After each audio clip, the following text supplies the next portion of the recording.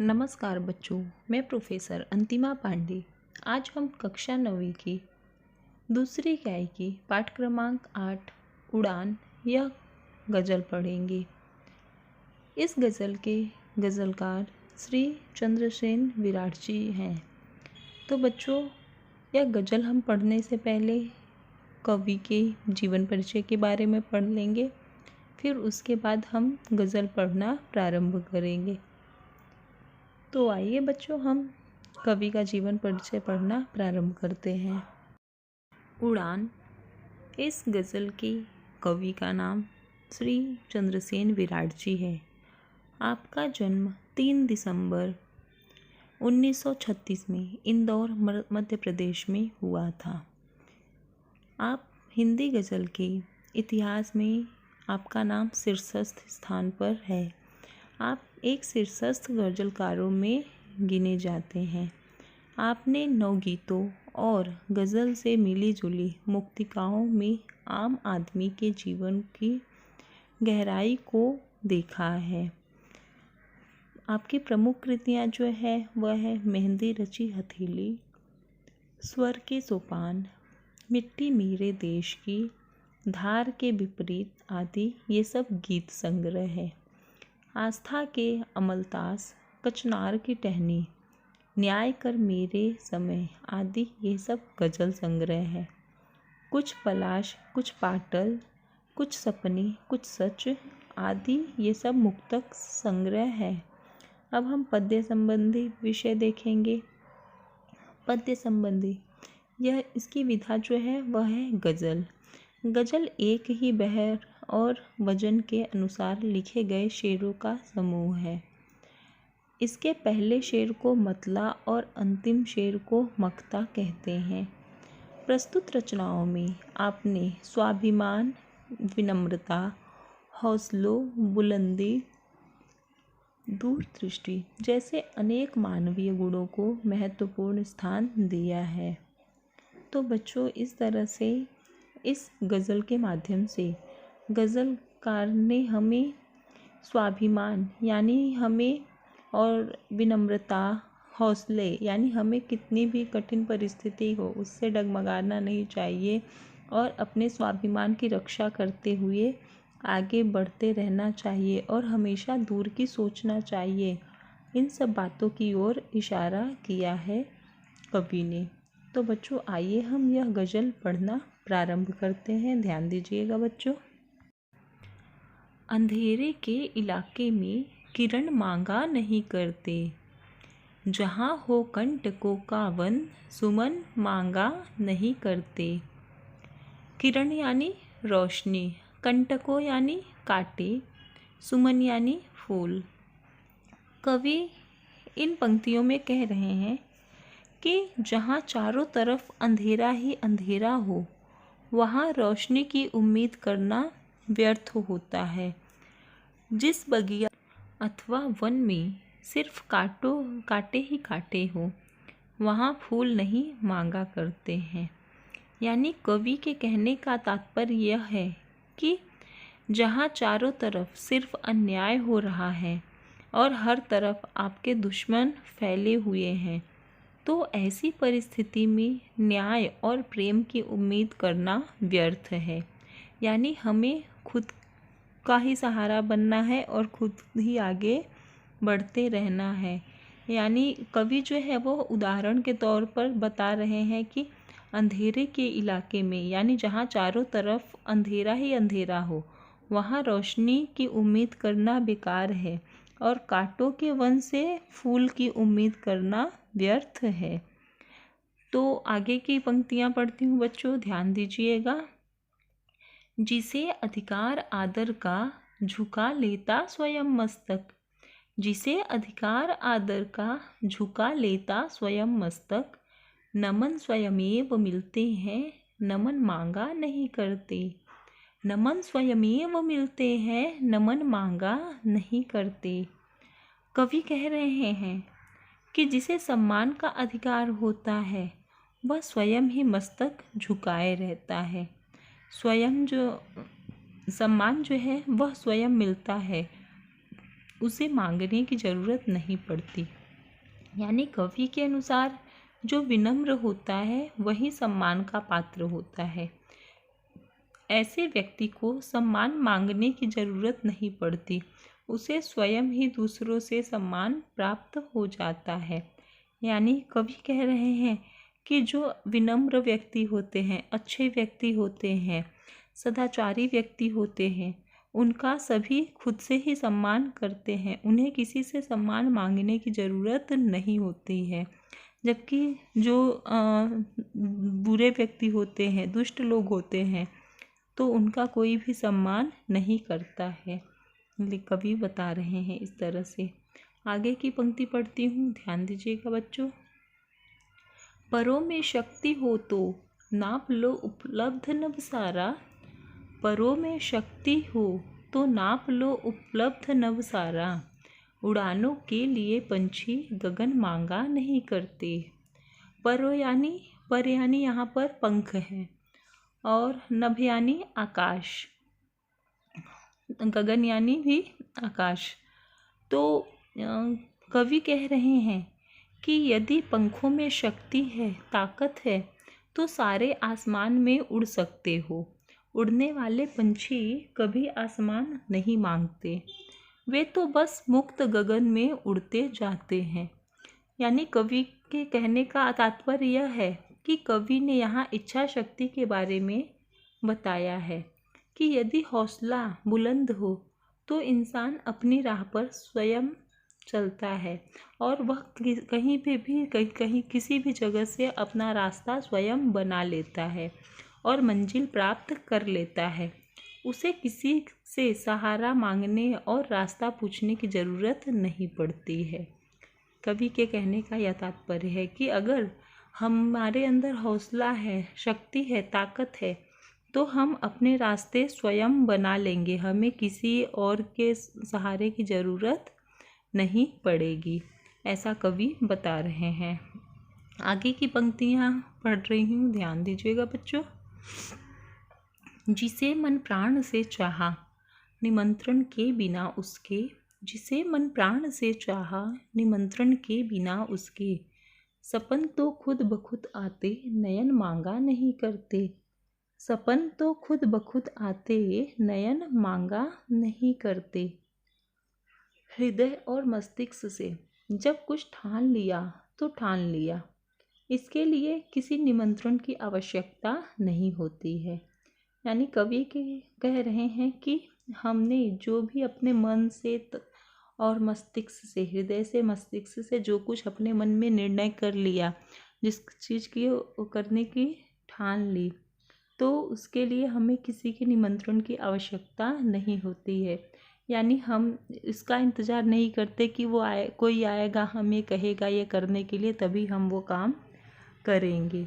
उसके बाद मन में जो ठाना है उसे पूरा करने का सपना तो अपने आप ही हमारी आंखें देखने लगती है।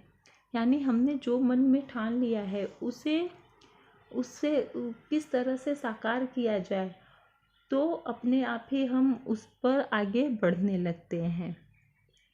अर्थात उस सपने के बारे में बार बार सोचते रहते, यानी किस तरह से हमने जो मन में ठाना है वो पूरा हो, उसके बारे में ही हम बार बार सोचते रहते हैं।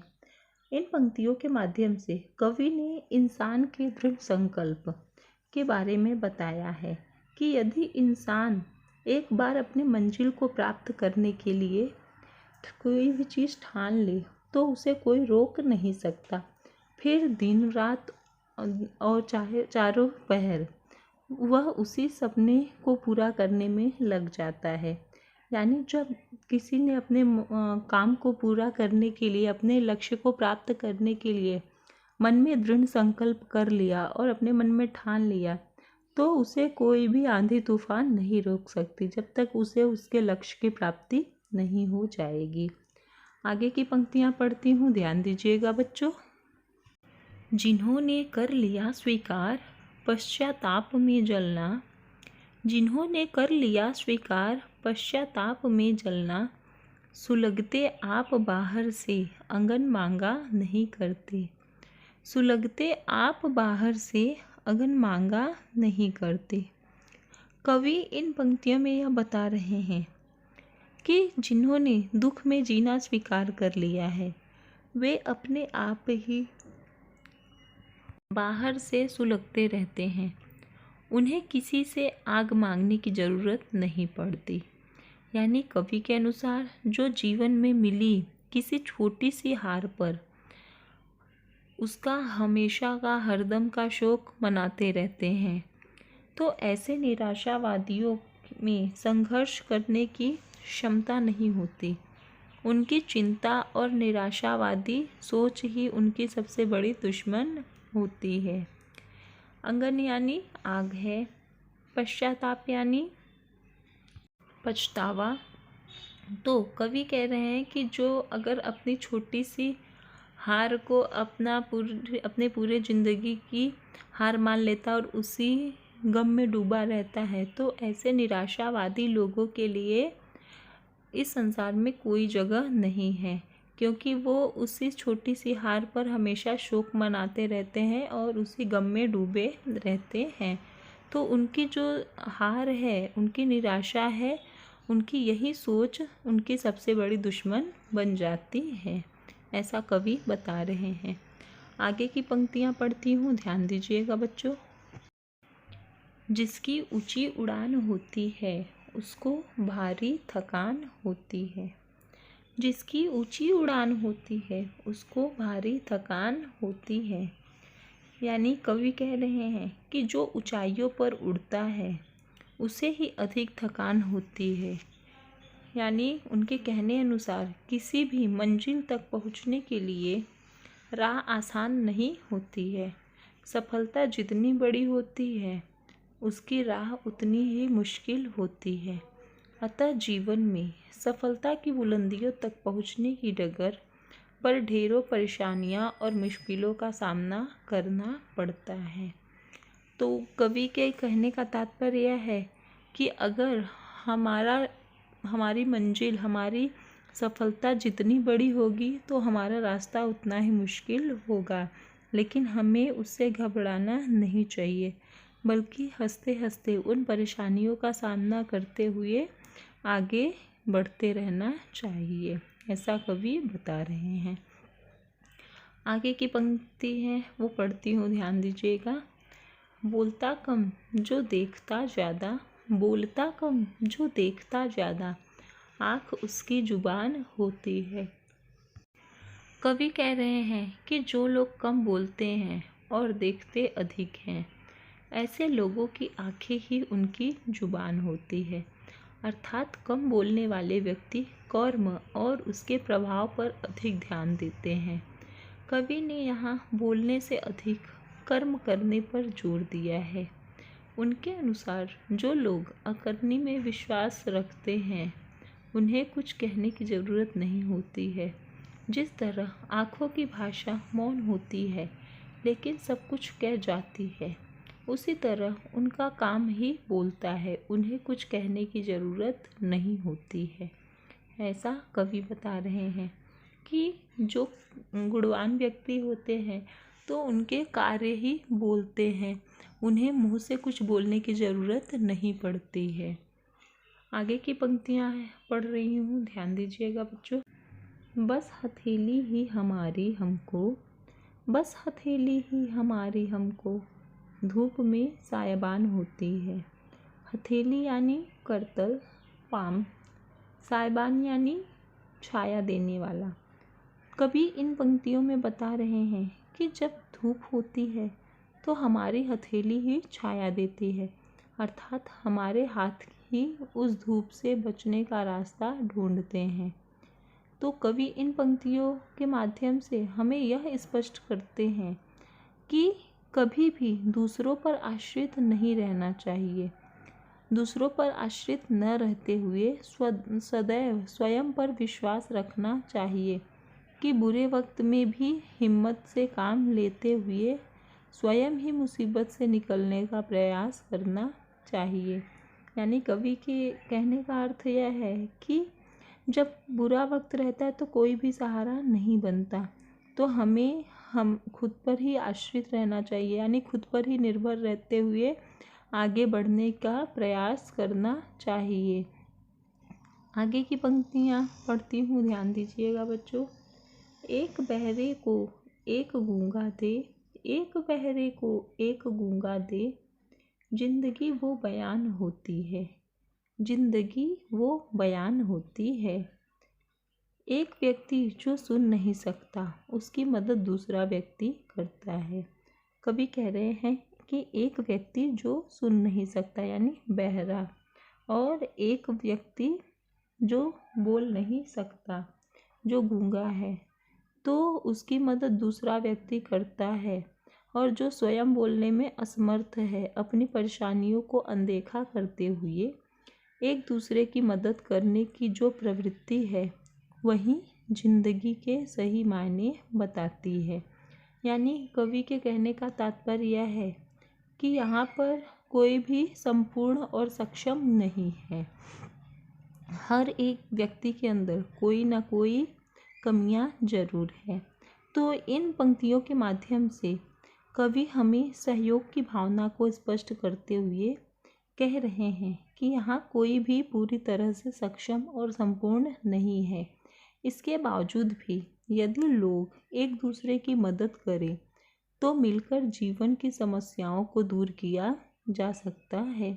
यानी कोई व्यक्ति किसी चीज़ में सक्षम है तो कोई दूसरा व्यक्ति किसी चीज़ में सक्षम है। तो इस तरह से अगर हम एक दूसरे के साथ मिलकर काम करें तो हम जीवन के हर एक परेशानियों को, हर एक समस्याओं को दूर कर सकते हैं और अपना जीवन खुशहाल बना सकते हैं, ऐसा कवि बता रहे हैं। आगे की पंक्तियाँ पढ़ रही हूँ, ध्यान दीजिएगा बच्चों।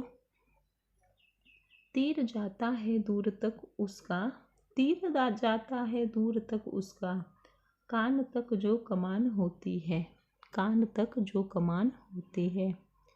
कवि कह रहे हैं कि तीरंदाज का तीर तभी दूर तक जाता है जब वह अपने धनुष को हाथों में थामकर उसकी प्रत्यंचा को जोर से अर्थात कानों तक खींचकर लाता है। यहाँ कवि के कहने का यह तात्पर्य है कि किसी भी कार्य को करने के लिए पूरे समर्पण का व परिश्रम की आवश्यकता होती है। यानी पूरा समर्पण भाव और पूरा परिश्रम हमें देना पड़ता है। यदि किसी कार्य को करने में पूरी ईमानदारी से मेहनत की जाए तो वह कार्य अवश्य पूर्ण होता है, ऐसा कवि बता रहे हैं। यानी हमें कोई भी काम करने के लिए पूरी लगन, पूरी मेहनत और पूरी ईमानदारी की आवश्यकता है, तभी हमें उस काम में सफलता मिलती है, ऐसा कवि कह रहे हैं। अंतिम पंक्ति जो है वह पढ़ रही हूँ, ध्यान दीजिएगा बच्चों। खुशबू देती है एक शायर की, खुशबू देती है एक शायर की, जिंदगी धूपदान होती है, जिंदगी धूपदान होती है। कवि कह रहे हैं कि एक शायर की जिंदगी धूपदान की तरह होती है, जो हमेशा सभी को खुशबू देती है। यहाँ कवि ने कवियों के और शायरों के बारे में बताया है कि उनका जीवन समाज के प्रति समर्पित होता है। कवियों का जीवन समाज के प्रति समर्पित होता है। वे आजीवन समाज को सही राह दिखाने और उसके विकास के लिए प्रयत्नशील रहते हैं, ऐसा कवि बता रहे हैं कि जिस तरह से धूपदान यानी जो धूप होता है, हम उसे जलाते हैं तो उसकी खुशबू हमेशा दूसरों को ही मिलती है। तो उसी तरह से एक कवि जो हैं वो अपने शायरी से, अपनी कविता से दूसरे को, समाज को सही राह दिखाते हैं और उन्हें विकास के लिए प्रयत्नशील करते रहते हैं। इस तरह से बच्चों, उड़ान यह कविता हमने पढ़ा और इस गज़ल को पढ़कर हमें यह पता चला कि हमें हमेशा संघर्षशील रहना चाहिए, विनम्र रहना चाहिए और अपने हौसलों को एकदम मजबूत करते हुए आगे बढ़ने की कोशिश करते रहना चाहिए। कभी भी गलत कार्य नहीं करने चाहिए और कभी भी किसी भी परेशानी से डरकर भागना नहीं चाहिए। बल्कि अपने मंजिल को प्राप्त करने के लिए सदैव निरंतर तत्पर रहते हुए आगे बढ़ते रहना चाहिए। बच्चों, यह गज़ल जो है वह समाप्त हुआ। अब हम अगले वीडियो में मिलेंगे। तब तक के लिए धन्यवाद बच्चों। स्वस्थ रहें, अपना ध्यान रखें। बाय बाय बच्चों।